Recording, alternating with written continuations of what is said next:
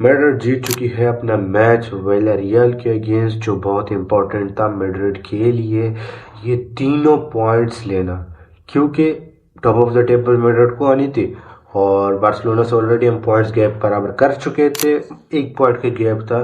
अब Madrid top of the table आ चुकी है। ये गेम हमें पता था कि डिफिकल्ट होने वाली है, क्योंकि मैड्रिड अवे गेम खेल रही थी, मैड्रिड अपनी होम में नहीं था, मैड्रिड विलारियल के होम स्टेडियम में खेल रही थी ये मैच। हमें पता था ये मैच बहुत मुश्किल होने वाले हैं मैड्रिड की तरफ से। विलारियल ऐसी टीम है जहां अगर आप ऐसे टाइटल चार्ज के लिए, ऑलरेडी विलारियल भी है जो ला लीगा की 3rd पोजीशन में बैठी हुई थी, लेकिन अब 4th पोजीशन पर आ गई है। 3rd पोजीशन पर थी, उन्होंने उनको भी अपने पॉइंट्स बेहतर बनाने थे, उनको 4th पोजीशन में नहीं आना था, पॉइंट्स तो उनको भी लेने थे, लेकिन हमें पता था ये मैच मुश्किल होने वाली है। विलारियल ने जिस तरह से मुश्किलात खड़ी की थी मैड्रिड के लिए इस मैच में हमें दिखी। अगर मैच की बात करें स्टार्टिंग की, मैड्रिड ने अपने पॉइंट्स तो ले लिए इस मैच में, क्योंकि ये 3 पॉइंट्स अगर मैड्रिड मिस आउट कर लेती तो ला लीगा रेस में ना और प्रॉब्लम बन जाती, क्योंकि अब अपकमिंग मैच हमारे सारे मुश्किल होने वाले हैं मैड्रिड की तरफ से।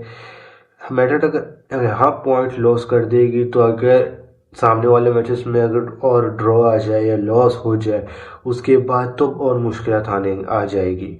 ये बार्सिलोना अगर अपनी गेम नेक्स्ट गेम जो बार्सिलोना का है कल, अगर बार्सिलोना अपनी गेम नहीं अगर जीत जाती है तो मैड्रिड से वो वैसे भी टेबल के टॉप पे तो चले जाएंगे, लेकिन अगर बार्सिलोना अपनी मैच हार जाती है तो Madrid still top of the table ही रहेगी। अगर सबसे पहले बात करें मैड्रिड की फॉर्मेशन की, तो मैड्रिड ने 4-3-3 फॉर्मेशन खेलाई थी।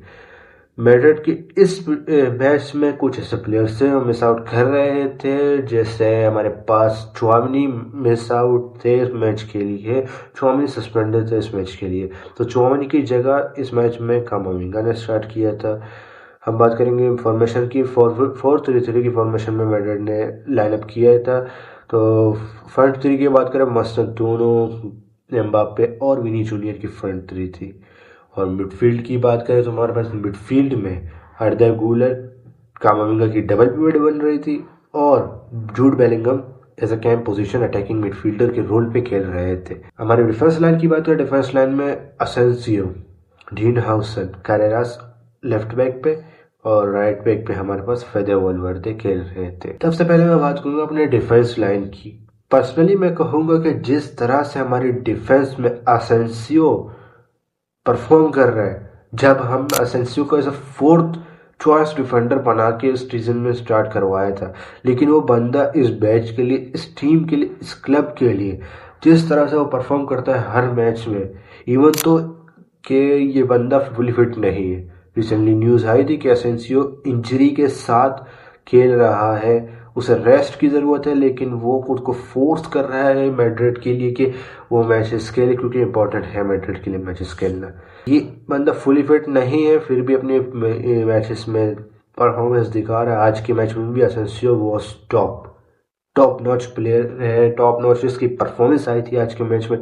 इसकी पेयरिंग डीन हाउसन के साथ होती है, बिल्कुल ऐसे लगते हैं जैसे मुझे रेफल वारान और सर्जियो रामोस वाली फीलिंग आती है। वो दोनों ब्रिलियंट, वो दोनों लेजेंड हैं। जिस तरह से उन लोग परफॉर्म, मैं उनके साथ कंपेयर नहीं कर रहा, लेकिन मैं कहता हूँ कि ऐसी फीलिंग आती है।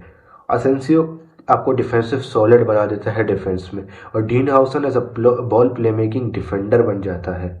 जिस तरह से वो बॉल बना के देता है आपकी मिडफील्ड को या फिर आपके अटैक्स को, हमें आज देखे भी कि डीन हाउसन किस रोल में खेल रहा था। डीन हाउसन बॉल बना ही रहे थे आप तो। मिडफील्ड की बात करें, मिडफील्ड में हमारे पास अर्दा गुलर और कामाविंगा जो डबल पिवट बना रहे थे।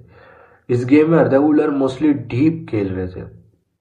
अर्दा गुलर का काम यही था कि डीप से बॉल बनाने हैं, गेम के टेम्पो को सेट करना है अर्दा गुलर को।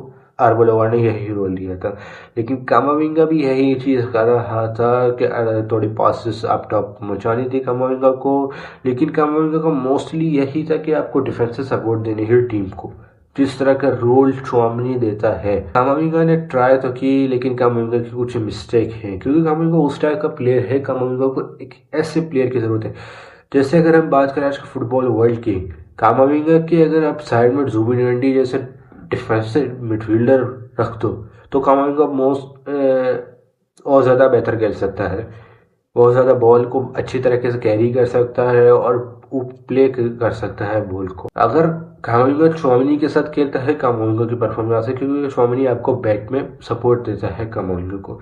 आज कामाविंगा खेल रहे थे अर्धा गुलर के साथ डबल पिवट में। अर्धा गुलर ऑलरेडी डिफेंसिव तो नहीं कहूंगा कि उस तरह से बेहतर है। अर्धा गुलर का यही है कि आपको डीप प्ले मेकिंग में सपोर्ट देता है।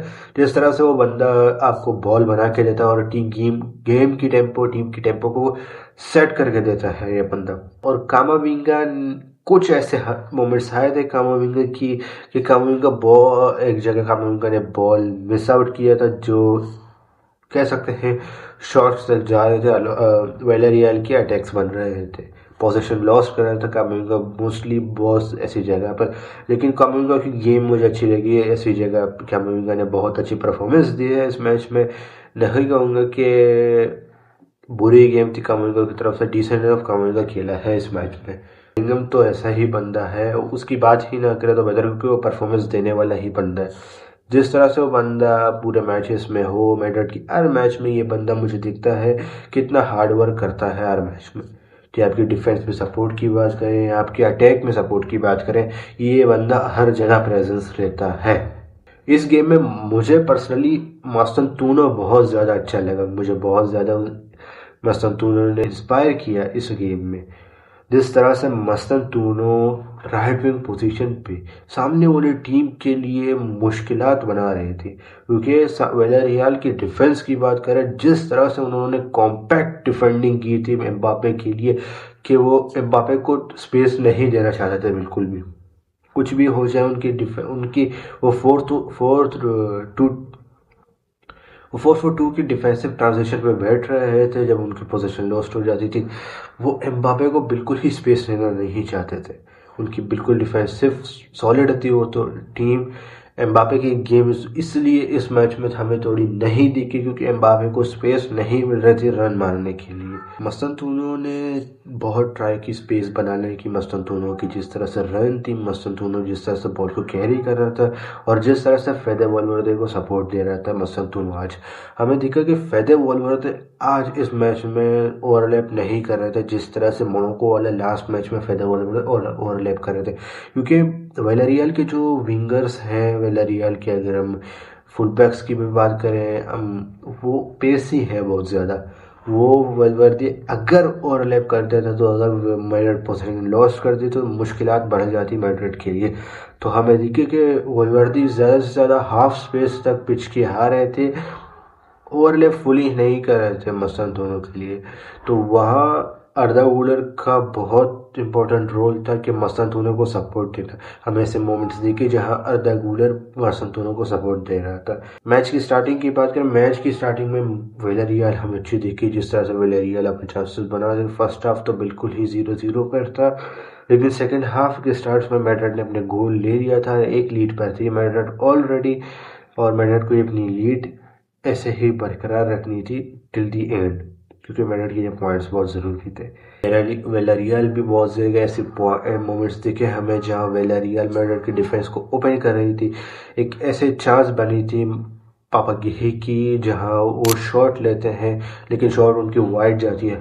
यहाँ एक मिस्टेक लगती है मुझे अपनी डिफेंस में, क्योंकि यहाँ स्पेस इतनी मिली थी डिफेंस में से हमारी कि डीन हाउसन और सेंसियो के बीच में इतनी स्पेस बनी थी कि पापगेही जैसा प्लेयर वो शॉट ले पाया। जो है मिड ब्लॉक्स पे डिफेंड कर रही थी, वो फुली लो ब्लॉक नहीं कर रहे थे, मिड ब्लॉक्स तक वो डिफेंडिंग कर रहे थे। वो अटैकिंग ट्रांजिशन में हमें बहुत ज़्यादा मुश्किलात खड़ी कर रहे थे मैड्रिड के डिफेंस के लिए। विनी जूनियर इस मैच में मुझे बहुत अच्छा लगा, जिस तरह से विनी जूनियर ने परफॉर्मेंस दी।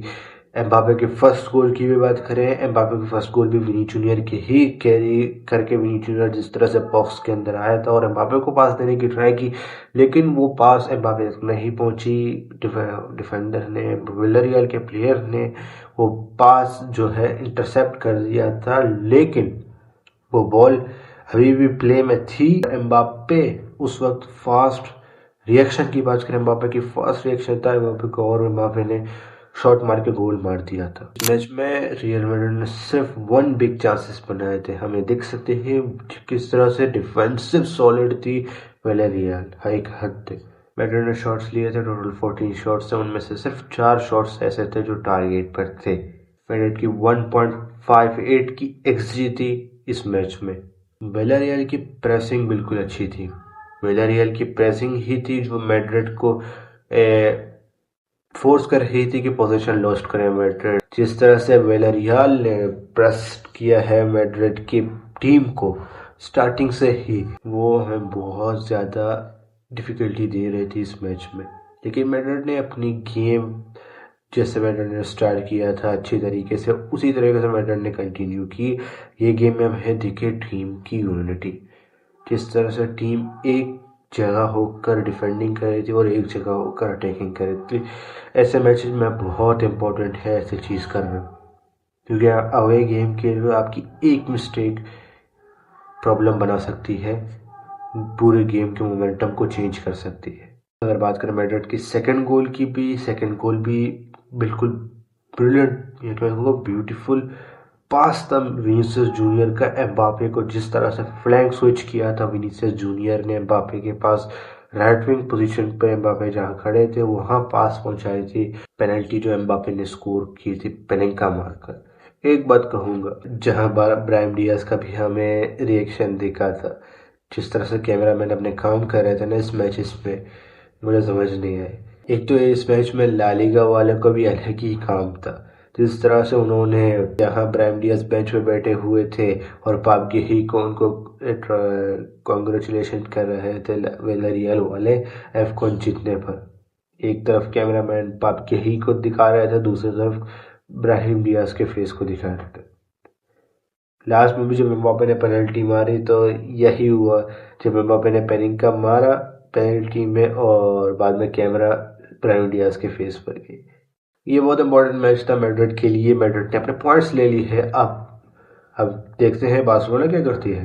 बार्सिलोना के कल मैच है, या तो आज मैच है, जब तक मैं वीडियो अपलोड कर दूंगा। अगर बार्सिलोना ने पॉइंट्स लॉस्ट किए तो मैड्रिड टॉप ही रहेगी अपने लीग टेबल पर, और अगर बार्सिलोना ने पॉइंट्स फोन कर दिए तो मैड्रिड के लिए मुश्किल होगी, क्योंकि बार्सिलोना फिर से टॉप पे चली जाएगी लीग के टेबल पे। हम बात करेंगे थोड़ी लिवरपूल की साइड की। लिवरपूल ने अपने मैच लॉस कर दिया है बर्नमथ के अगेंस्ट। एक मैं कहूँगा बुरी परफॉर्मेंस थी लिवरपूल की तरफ से। एक तरफ आप गेम ऑलरेडी कंसीड कर चुके थे गोल, उसके बाद फिर से आप कमबैक कर चुके थे। सबुसलाई का जिस तरह से फ्री किक गोल आया था, उसके बाद फिर वैन डाइक की मिस्टेक बहुत ज़्यादा थी। सेकंड गोल की मिस्टेक की बात करें हम, वैन डाइक की जिस तरह से वो बंदा क्या कर रहा था मुझे समझ नहीं आई। उसने यही समझा कि बॉल जो है आउट चली गई है, आउट चली जाएगी, और उसने बॉल छोड़ दी और प्लेयर ने बॉल फिर से रिकवर करके पास दे दिया था जहां वो गोल में चली गई थी बॉल, और वन डाइक वही खड़े खड़े देख रहे थे सब कुछ। और बाद में वन डाइक की एक न्यूज़ आई थी कि मैं ब्लेम सब कुछ विंड पे कर दिया था, हवा पे कर दिया था वन डाइक ने, कि विंड की वजह से उसे समझ नहीं है कुछ। मुझे तो लगता है जिस तरह से लिवरपूल की लॉस पे लॉसेस आए, अब तो पक्की न्यूज़ आ रही है कि आर्ने स्लॉट सैक ही होने वाले हैं। आर्ने स्लॉट शायद सैक ही हो जाएंगे, और आर्ने स्लॉट की अगर जगह मैं कहूँगा कि जावी अलोंसो ऑलरेडी रेडी बैठा हुआ है। वो तो अपने सर ऐसे ऐसे हिला रहा है, हाथ ऐसे ऐसे कर रहे हैं अपने कि हाँ मैं रेडी हूँ। तो परफेक्ट हो सकता है लिवरपूल के लिए। जिस तरह से उसकी अगर बात करें, जिस तरह से वो टीम को खिलाना चाहता है लिवरपूल, उस टाइप की टीम है उसकी टैक्टिक्स के हिसाब से। अगर लिवरपूल आर्ने स्लॉट को सैक कर देगी तो बहुत सारे ऐसे चांसेस है, पॉसिबिलिटीज है कि जावी अलोंसो ही नेक्स्ट मैनेजर होंगे इस लिवरपूल टीम के लिए।